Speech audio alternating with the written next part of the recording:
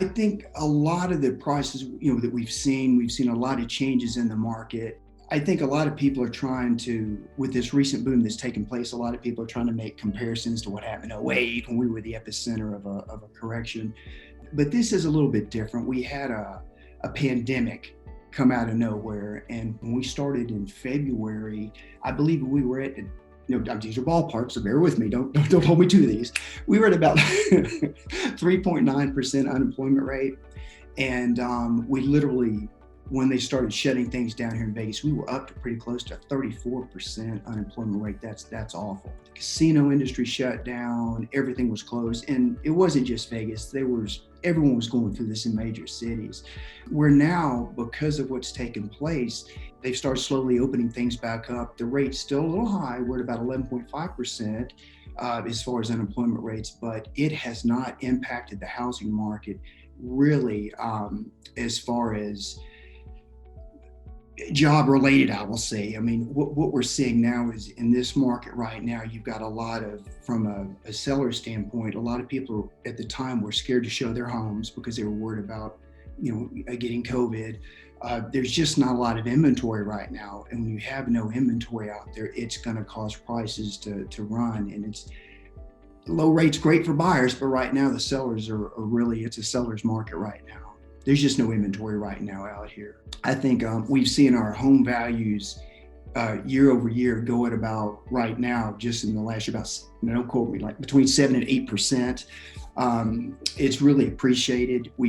Over the last 10 years in this market, we've seen about 133% increase over the last 10 years. So done very well, very strong. I was looking at a chart and I saw a parabolic move in the housing market in '08. I'm not seeing that now. I'm seeing more of a secular cycle type trend upward.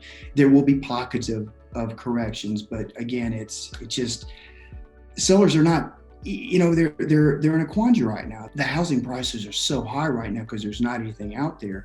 Their biggest concern is, okay, my mortgage is this much. Rents are going up as well because a lot of people, because of the forbearances, because of all these extensions of what's going on with the memorandums as far as going on with the renters, they're allowed to stay in their homes a little bit longer, so there's no rental property. So they're like, well, my mortgage rate is at this price, but if I go in to sell my home, I'll be paying pretty much a mortgage on the new things, on the new property. So I think that's where the hesitation is right now with sellers, and buyers are just, it's a feeding frenzy out there right now. It's really crazy. The inventory is just non-existent at the moment. There's some out there, but it's pockets, There's a lot of great places out there. The one thing I love about Nevada is it's got a very friendly tax structure. But the one advantage with Vegas that I like is literally, I'm not much into the gaming stuff, but a lot of people like going to casinos. I love going to nice restaurants. There's the dining's wonderful. You can literally be skiing up on a mountaintop over there at Mesquite, and then you can come down and go in your boat at Lake Mead. So we've got a lot of wonderful different dynamics here for family. There's hiking, there's biking, there's beautiful parks, a lot of industry that like Amazon's out here. Zappos is doing a lot of things. So you've got a lot of nice infrastructure here that's this in addition to the gaming structure as well. What you need to do as a realtor is really be honest, have compassion, and have some level of morals and values when you're dealing with someone. Where I'm from, your word and your handshake means something.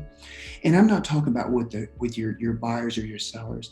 It just hold a level of honesty about yourself and just tell the truth. Some people like to be lied to, and as a realtor, you're going to lose some clients for telling the truth. That doesn't mean hurt feelings, but just don't overpromise, underdeliver. Be honest, be true to yourself. Walk a mile in their shoes a little bit and really understand what they're going through, and find some common ground.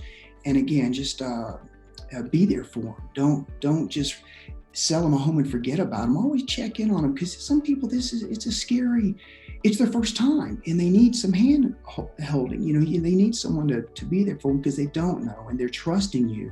And don't break their trust. Just be upfront, honest, and you'll be fine.